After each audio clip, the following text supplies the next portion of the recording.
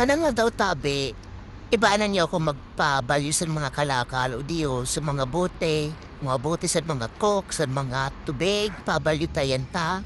Pwede yan maging kwarta. Maski ang basura magiging kwarta. Araw kaan di sa Europa. Maski basura, pwede mong papabalyo. Wala man san basi po, tadakul magkaan magdigibo. Yan, diyan ko tabi ipabalyo. Siya mais, spar. Isa yan na grocery ang digdi. Arani man lang sa haro. Kaya di ko na ipabalyo. Baski barang papauno, ayo barang kita pambakala de. Barang pambakaling bugas. Maski sarok sa na yan na plastic. Maski papauno makabakal na barang.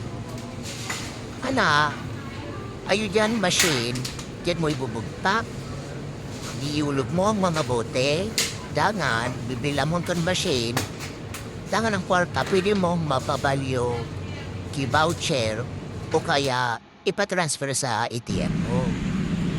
Yan, nakatapos na ako mapabalyo kan mga bote. Kaya udi baga, nagagi-agi na ako sa park. Tara ni man yadi na park sa mo.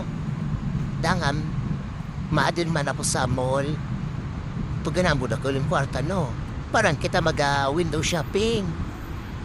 Dangan magpalipot-lipot ta. Mainit ang tabi digdi nga na sa Europa. Summer na. Ang init digdi, grabe, iba. Barang ka paros-paros.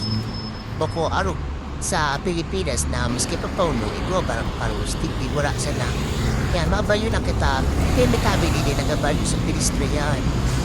Pag nabangga ka dyan na wala ka sa Pilistriyan, ang kasalan mo na yan.